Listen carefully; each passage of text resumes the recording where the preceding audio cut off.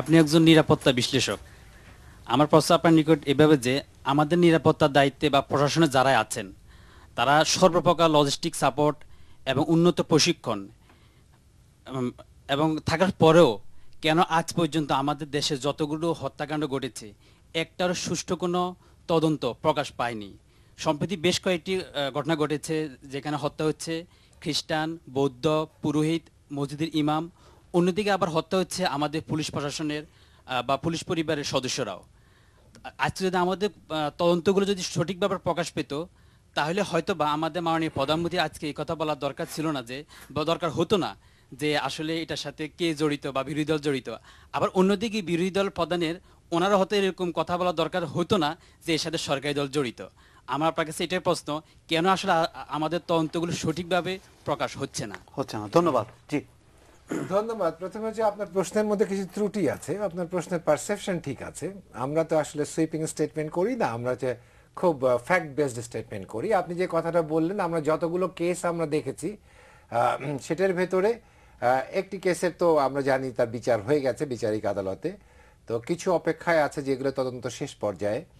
তো একেবারে যে তদন্ত হচ্ছে না এটি আসছে না, যখনই বিচারিক আদালতে যাবে তদন্ত রিপোর্ট যাচ্ছে। যে বিষয়টি গুরুত্বপূর্ণ আপনাকে সবাইকেই মনে রাখতে হবে সেটি হচ্ছে আমাদের এই যে তদন্তের যে সিস্টেমটা, এই যে ক্রিমিনাল জাস্টিস সিস্টেম, অর্থাৎ আমি একটা জঙ্গিকে ধরছি, তারপরে তাকে কোর্টে আনছি, তারপরে শুনানি, তারপরে চার্জ ফ্রেম, এইগুলো করতে করতে যখন তার সাজা হয় তখন আমার মনে হয় যে যারা জেএমবির যারা আদালতে বোম্বিং করেছিল তাদের সাজার কিছুদিন আগে আমরা শুনলাম, তার মানে হচ্ছে কত বছর লাগলো।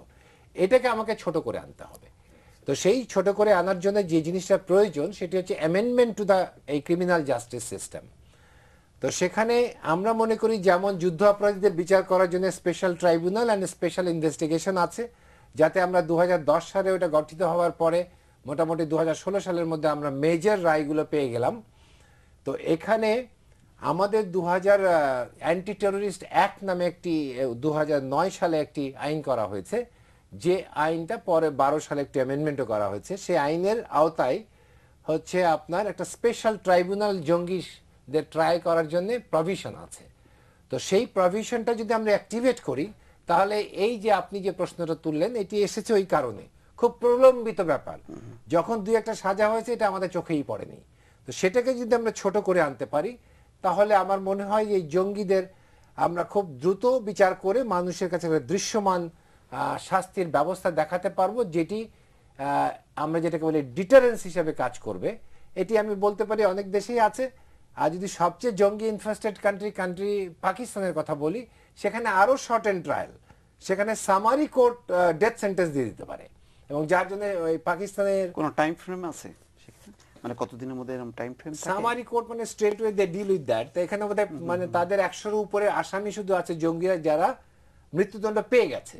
আচ্ছা আচ্ছা। তো এবং যেগুলো কার্যকরী হচ্ছে অনেকগুলো কার্যকর হয়ে হ্যাঁ, গেছে। অনেকগুলো। তো এই যে দ্রুততার সাথে সাথে যারা করতে পেরেছে, তো সেটি আমি মনে করি যে ওটি হচ্ছে আরো খুব বেশি শর্ট এন্ড ভার্সন। আমাদের ডেমোক্রেটিক সোসাইটিতে অত শর্ট এন্ড ভার্সন হয়তো অ্যাকোমোডেট করা যাবে না, বাট আমাদের আইনে যেটি আছে, যেটি আমাদের অ্যান্টি টেরোরিস্ট অ্যাক্টে যেটি আছে, সেটি হচ্ছে quite conducive to the democratic form. পরের প্রশ্ন। আমার নাম তানজিরুল ইসলাম তুহিন, আমি ডেমোক্রেটিক ডিবেটিং ক্লাবের সদস্য। জি, তুহিন আমার বলেন। প্রশ্ন হচ্ছে রাজিকুজ্জামান রতন স্যারের কাছে। আচ্ছা স্যার, প্রতিহিংসার কারণে এই টার্গেট কিলিংটা হতে পারে, অথবা যে কোনো হত্যা হলে জঙ্গিদের নাম ফাঁসানো হয়, এই সুযোগটা হয়তো কেউ কাজে লাগাতে পারে, অথবা কাউকে ফাঁসানোর জন্য এই হত্যাটা হতে পারে কি? আমার প্রশ্নটা এটাই। জি। একটা হত্যার তো অনেকগুলো মোটিভ থাকতে পারে, হ্যাঁ, তার মধ্যে তো পুলিশের কাজ হচ্ছে কিংবা গোয়েন্দা সংস্থার কাজ হচ্ছে রিয়েল মোটিভটা কি সেটা খুঁজে বের করা।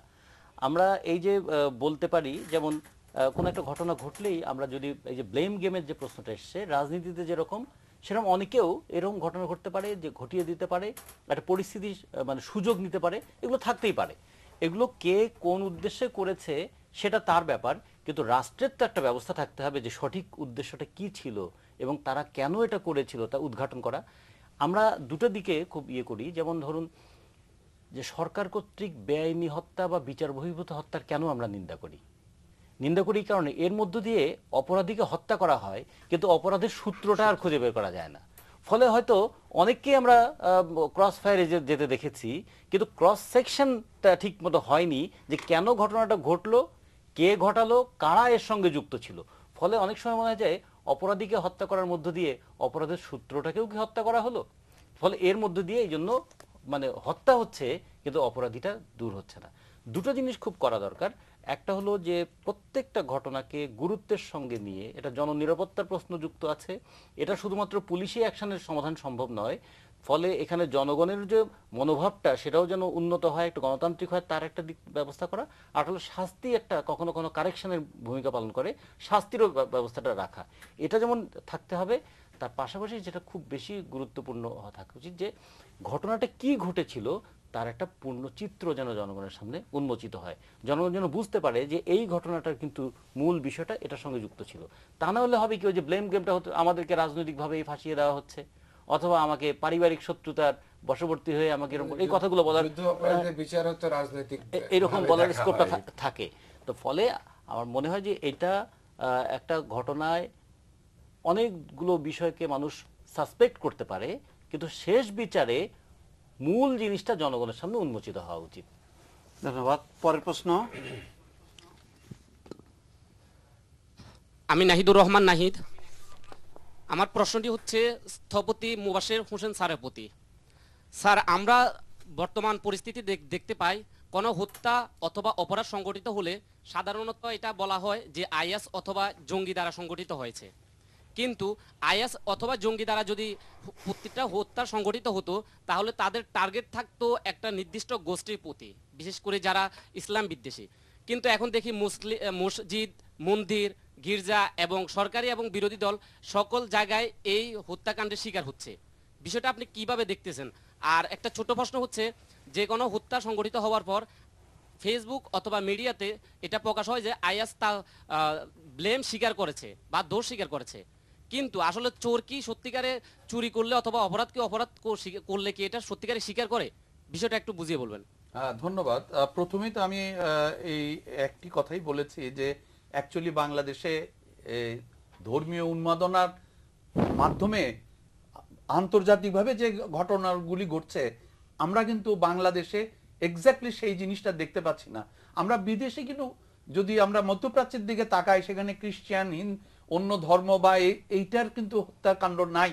সেখানে এক মাযহাবের মুসলমান আরেক মাযহাবের মুসলমানকে হত্যা করছে তাদের ধর্মীয় একটি চিন্তা চেতনা নিয়ে। আর আমাদের এখানে হত্যাকাণ্ডগুলি হচ্ছে বিভিন্ন ধর্মের মানুষকে, আমি যেভাবে চিন্তা করি, মানুষকে এই অবস্থায় নিয়ে যাওয়ার চিন্তা করা হচ্ছে যে এই দেশে তোমার থাকার কোনো জায়গা নাই, বা এই দেশে তুমি নিশ্চিত মনে থাকতে পারবা না, অর্থাৎ আনস্টেবল সিচুয়েশন ক্রিয়েট করার একটা প্রচেষ্টা। আর ভাইয়ের একটা কথা আমার কাছে সবচেয়ে ইম্পর্টেন্ট লেগেছে, সেটা আমি বলছি যে আমাদের এখানে যে বিচারের দীর্ঘসূত্রিতা হয়, এই দীর্ঘসূত্রিতার আমি কয়েকবার একটি কথা বলেছি, যে দেশে সিটিং প্রাইম মিনিস্টারের উপরে হত্যা করার চেষ্টা করা হলো এবং তার আশেপাশের লোকজন মারা গেল, সেই বিচার আজকে কত বছরে শেষ করা হয় নাই। এবং আমার প্রশ্ন, আমার সন্তানের উপরে যদি এই ধরনের ঘটনা ঘটে, আমি তো কোনো অবস্থায় বিচারে যাব না, আমার জায়গা জমি বিক্রি করে আমি মাস্তান দিয়ে বিচার শেষ করে ফেলবো। That I feel. এটা হলো আমার না, সমগ্র জাতির ভিতরে আসলে কিন্তু এই কাজটি করে। কারণ রাষ্ট্রের প্রধানমন্ত্রীর উপরে আক্রমণ হলো, সেখানে অসংখ্য মানুষ নিহত হলো, সেই বিচার প্রধানমন্ত্রী থাকাকালীনও বিচার শেষ করা যাচ্ছে না, তাহলে মানুষের এই বিচার ব্যবস্থার উপরে কি কারণে আস্থা থাকবে? আমারই তো আস্থা নাই। আমার পরিবারের কারো উপরে যদি এই ধরনের আক্রমণ হয়, আমি অবশ্যই চেষ্টা করব পয়সা পাতি দিয়ে প্রতিশোধ নেওয়ার। এর বিকল্প আমার কাছে তো খোলা নাই। আমাকে এই রাস্তাটি খুলে দিতে হবে, তখন আমার প্রতিহিংসা অনেক কমে যাবে। আরেকটি জিনিস, আইনের শাসন। আমরা আইনের শাসন কোন পর্যায়ে নিয়ে গেছি যে আমার সন্তান অন্যায় করলে আমার কাজের বুয়ার ছেলেকে জেলখানায় নিতে হবে, আমাকে আমার সন্তান অন্যায় করলে আমার সন্তানকে প্রথম বিচার করতে হবে। যদি এই কাজটি না করতে পারি, যতই আইনের শাসনের কথা বলি, যতই ন্যায় নীতির কথা বলি, কোনো অবস্থাতে বাংলাদেশে স্বাভাবিক অবস্থায় আমরা ফিরে আসতে পারবো। ধন্যবাদ। দর্শক, আমরা একটা ছোট্ট বিরতি নেব, তবে বিরতির আগে আমরা ধন্যবাদ জানাচ্ছি আমাদের আরেকটি স্টুডিওতে আছেন ডিবেটিং ক্লাবের সদস্যরা, তারা প্রশ্ন করেছেন, তাদের কাছ থেকে বিদায় নিচ্ছি। আশা করি ভবিষ্যতে আবারও আপনাদের সাথে দেখা হবে। এই পর্যায়ে আমরা একটা ছোট্ট বিরতি নিয়ে আবারও ফিরছি, সঙ্গেই থাকুন।